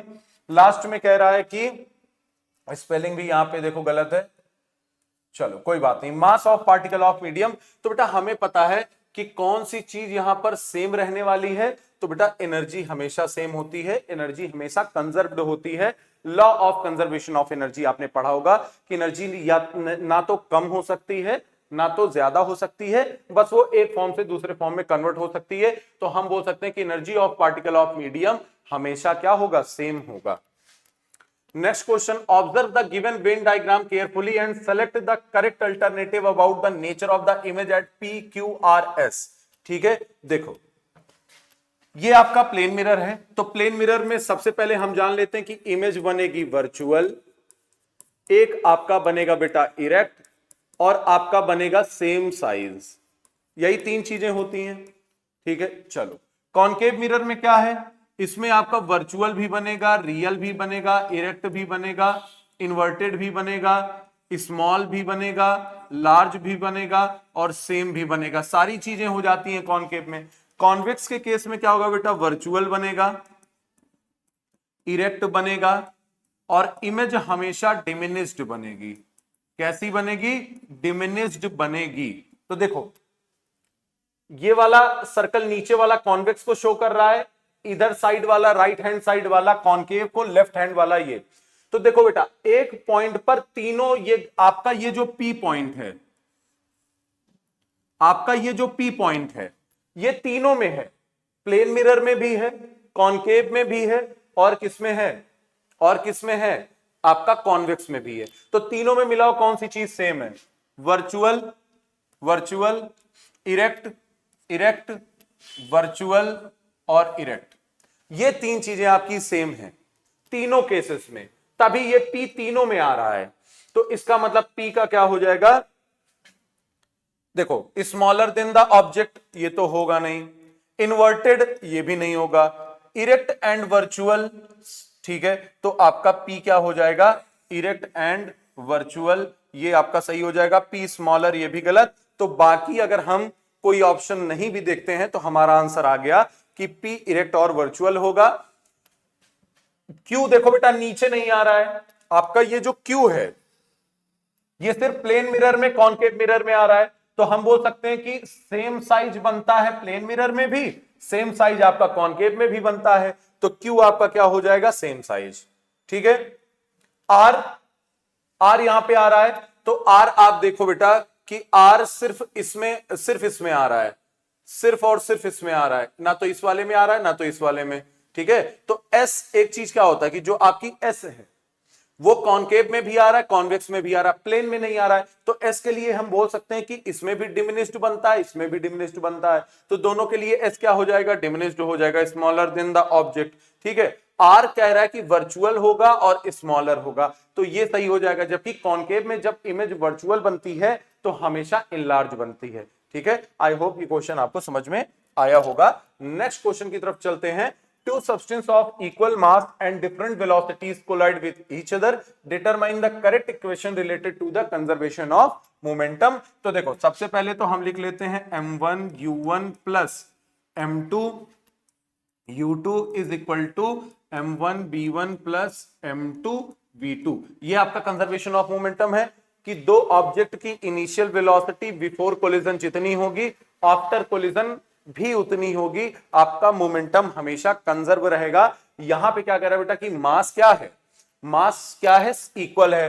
तो m1 m2 की value same है, तो ये आ जाएगा, अंदर क्या बचेगा, अंदर क्या बचेगा, m मान लो ना, भाई m1 is equal to m2, तो हम इनको क्या मान लेते हैं, m मान लेते हैं। क्वेश्चन में साफ साफ दिया है कि टू सब्सटेंसेस ऑफ इक्वल मास, तो m को कॉमन ले लेंगे तो अंदर बचेगा u1 प्लस u2, इधर क्या बचेगा m v1 प्लस v2, तो बेटा मास से मास कट गया आपका, u1 plus u2 is equal to b1 plus b2, तो u1 प्लस v1 ये आपका गलत हो जाएगा, u1 माइनस, ये तो माइनस की बात कर रहा है, चलो कोई बात नहीं, ये तो होगा नहीं बेटा क्योंकि mu1 यहां पर भी है और mu1 यहां पर भी है, ये दोनों तो जीरो हो जाएंगे, तो ये तो पहले ही गलत हो गया। ठीक है, अब ये माइनस में आंसर दिखा रहा है, आंसर किस में दिखा रहा है, माइनस में, तो दोनों केसेस में v1 को माइनस लिया है, तो एक काम करते हैं और u1 को पॉजिटिव लिया, तो b1 इधर प्लस इधर आके माइनस हो जाएगा, तो u1 minus b1 is equal to v2, u2 उधर जाके माइनस हो जाएगा, तो u1 minus b1 v2 minus u2 आपका ऑप्शन बी यहां से एकदम करेक्ट हो जाएगा। ठीक है, सिंपल सा क्वेश्चन था, थोड़ा सा घुमा के दिया बस। चलो हाँ बेटा, नेक्स्ट क्वेश्चन कह रहा है कि N object is completely immersed in a liquid, select the correct option from the following on which the loss of weight of the object depend, कि जो वेट का लॉस होता है ना भाई, देखो किसी चीज को पानी में आप डुबा देते हो, इमर्स कर देते हो, तो उसका कुछ वेट लॉस हो जाता है, तो किन किन बातों पर डिपेंड करता है। मास ऑफ एन ऑब्जेक्ट, ये तो बेटा कांस्टेंट टर्म है, ये तो कभी चेंज होने वाला है नहीं। वॉल्यूम, ठीक है वॉल्यूम बिल्कुल हो जाता है। डेंसिटी ऑफ लिक्विड, ये भी होता है। Gravitational acceleration at that place, ये भी फैक्टर होता है, क्योंकि बायन फोर्स ऊपर लगाती है, ग्रेविटेशनल एक्सेलरेशन नीचे की तरफ लगता है, तो कहीं ना कहीं उसको काटता है, तो आपका option B C D correct हो जाएगा, बी सी डी, तो ऑप्शन डी आपका सही हो जाएगा, करेक्ट ऑप्शन आपका ऑप्शन डी हो जाएगा। नेक्स्ट क्वेश्चन पर चलते हैं बेटा, the ratio of the masses of two object is 3:2 and that of their velocity is 2:3, which of the following is the correct ratio of their kinetic energy। आपको kinetic energy बताना है, तो बेटा kinetic energy first का निकालते हैं, formula होगा half m1 b1 का स्क्वायर। ठीक है, अच्छा एक बात समझो, यहां पे मासेस का रेशियो दिया है 3:2, तो एक काम करते हैं ना बेटा, 3 को 3 किलोग्राम मान लेते हैं, 2 को 2 किलोग्राम मान लेते हैं। वेलोसिटी दिया है 2:3, तो 2 को पहले वाले को 2 मीटर पर सेकंड मान लेते हैं, तीसरे वाले को 3 मीटर पर सेकंड मान लेते हैं। ठीक है, सेम हो जाएगा। चलो पहले वाले का मास कितना है, 3 है, वेलोसिटी कितनी है 2, तो 2 का स्क्वायर 2v का स्क्वायर कितना हो जाएगा, half into 3 into 4v square, ये हो जाएगा। तो यहां से कितना आ जाएगा, 2 से ये कट जाएगा 2, तो ये कितना आ गया 6, अच्छा ये किलोग्राम है, ठीक है, या मास है, तो 6 mv स्क्वायर, ठीक है ना, m से मास, ठीक है, ये आ गया पहली काइनेटिक एनर्जी ke1। सेकंड में देखते हैं ke2, ठीक है, तो हाफ का हाफ लिखा, मास कितना है बेटा, मास है 2, तो ये तो तुरंत कट गया। अब सिर्फ क्या बचा, वेलोसिटी, तो वेलोसिटी 3 का स्क्वायर करेंगे तो कितना आ जाएगा, 9 mv स्क्वायर। ठीक है, यहां पे 6, यहां पर 9, ठीक है। जब आप इनका रेशियो निकालोगे, जब आप इनका क्या निकालोगे, ratio, what is the correct ratio of their kinetic energy, मतलब ke1 अपॉन ke2, तो ये कितना है 6 mv स्क्वायर, ये कितना है 9 mv square, mv square cut गया, 6/9, ये 3 से कट जाएगा, तो 2:3 आपका ऑप्शन आ जाएगा, 2:3 आपका करेक्ट हो जाएगा। देखो यहां पर बेटा 3:2 भी दिया है, आप हमेशा याद रखना कि जिसका पहले काइनेटिक एनर्जी या जिसका पहले वेलोसिटी या जिसका पहले आप मास निकालोगे, उसे आप हमेशा न्यूमरेटर में रखोगे। अगर ये नहीं दिया है कि पहले का दूसरे से रेशियो निकालना है या पहले का दूसरे से, तब आप हमेशा पहले वाले को न्यूमरेटर में, दूसरे वाले को डिनोमिनेटर में रखोगे, नहीं तो कंफ्यूजन में आप आंसर 3:2 कर दोगे कि चलो बड़े वाले को पहले रखते हैं, छोटे वाले को बाद में, तो आपका आंसर गलत हो जाएगा। याद रखना करेक्ट ऑप्शन हमारा बी होगा यहां से। Next question, an object of mass 200 gram is moving in a straight line, the figure shows its velocity time graph, find the force acting on the body। आपको बताना है, ठीक है। तो देखो बेटा, यहां से आपका, ठीक है, टाइम ये दे रखा है, ठीक है। आपको क्या निकालना है, फोर्स निकालना है। तो फोर्स का फॉर्मूला सिंपल होता है मास इनटू एक्सेलरेशन। मास हमें बेटा 200 ग्राम दिया है, तो डिवाइडेड बाई हम लोग 1000 कर देंगे तो किलोग्राम में आ जाएगा। और ये आपको ग्राफ कौन सा दिया है, velocity time axis, VT graph दिया है। तो बेटा एक बात आपको पता होना चाहिए कि वीटी ग्राफ का अगर हम लोग स्लोप निकालें, क्या निकालें, स्लोप, तो हमें क्या मिलेगा, एक्सेलरेशन मिलेगा, ठीक है। एक्सेलरेशन का फॉर्मूला क्या होता है, v minus u upon T, ये फॉर्मूला होता है। v कैसे निकालेंगे बेटा, वेलोसिटी 80 मीटर पर सेकंड की वेलोसिटी 5 सेकंड में है, तो 80 बाई 5 आंसर आ जाएगा 16 मीटर पर सेकंड, ठीक है। 80 बाई 5 कितना आ जाएगा, 16 मीटर पर सेकंड। तो v की वैल्यू कितनी आ गई, 16 माइनस u स्टार्ट कहां से हुआ है, 0 से, तो 16 माइनस 0 अपॉन टाइम कितना लग रहा है बेटा, टाइम कितना लग रहा है, तो यहां पे टाइम साफ साफ दिख रहा है कि टाइम कितना लग, एक minute, an object of mass 2 है moving in a straight line, the figure shows its velocity time graph, ठीक है। जो आपका टाइम है,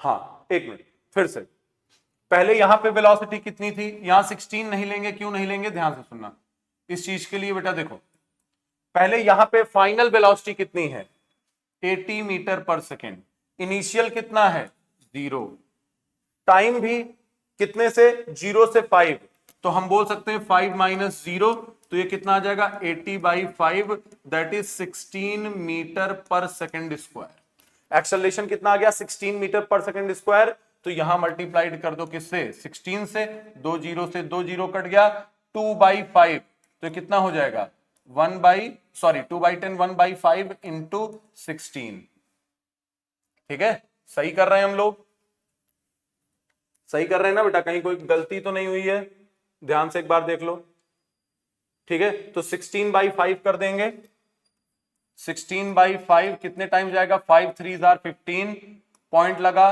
कितना हो जाएगा, 1 बच जाएगा, 5 टू 10 कितना आ जाएगा, 3.2 न्यूटन हमारा करेक्ट ऑप्शन हो जाएगा। नेक्स्ट क्वेश्चन पर चलते हैं। Which of the following is the incorrect procedure while doing data entry? कि डेटा एंट्री को करते हुए कौन सा इनकरेक्ट प्रोसीजर है, तो पहला कह रहा है कि put equal sign at the end while using formula, तो बेटा ये ही गलत हो जाएगा। आपको पता होना चाहिए कि जो इक्वल का साइन है ना, वो डेटा एंट्री में हमेशा एंड पर नहीं लगता है, हमेशा कहां लगता है, स्टार्टिंग में लगता है। कहां लगता है, स्टार्टिंग में। जैसे हम लोग ऐड करते हैं ना कि a plus B is equal to, तो डेटा एंट्री में ऐसे लिखा जाता है बेटा, a equal to a plus B, ऐसे करके लिखा जाता है। इक्वल का साइन हमेशा स्टार्टिंग में आता है, तो आपका ऑप्शन ए करेक्ट हो जाएगा, क्योंकि आपसे इनकरेक्ट पूछा है, तो पहला ऑप्शन ए ही आपका इनकरेक्ट है। Next question, in which of the following situation the magnification of an image in the concave mirror is less than 1। Less than 1 कब बनेगा बेटा, लेस देन 1 का मतलब कि इमेज आपकी कैसी बननी चाहिए, इमेज आपकी बननी चाहिए डिमिनिश्ड, ठीक है। तो आपको पता है कि कॉन्केव मिरर के दो केसेस में इमेज डिमिनिश्ड बनती है, जितना आपका ऑब्जेक्ट मिरर से दूर होगा उतनी इमेज आपकी छोटी बनेगी। तो सबसे छोटी कहां बनती है, जहां ऑब्जेक्ट सबसे ज्यादा दूर होगा, तो मतलब इंफिनिटी पर इमेज बनती है हाईली डिमिनिश्ड, और बियॉन्ड सेंटर ऑफ कर्वेचर, या आप बोल सकते हो कि between infinity and centre of curvature जब आप ऑब्जेक्ट रखते हो तो इमेज आपकी डिमिनिश्ड बनती है कॉन्केव मिरर में। तो पहला कह रहा है कि the object is kept at the focus, तो ये गलत है, फोकस पर रखने पर तो हाईली इनलार्ज बनती है। The object is kept at the centre of curvature, centre of curvature पर रखने पर सेम साइज बनता है। The object is kept between the pole and focus, pole और फोकस पर रखने पर आपकी इमेज राइट साइड बनती है, मतलब बिहाइंड द मिरर बनती है, और वर्चुअल इरेक्ट बनती है, इनलार्ज बनती है। लास्ट ऑप्शन अगर हम लोग नहीं भी देखेंगे तो सही होगा, लेकिन देख लेते हैं, कभी कभी ऑप्शन गलत होते हैं। The object is kept beyond the centre of curvature of the concave mirror, ये बात मैंने आपको पहले ही बता दी है।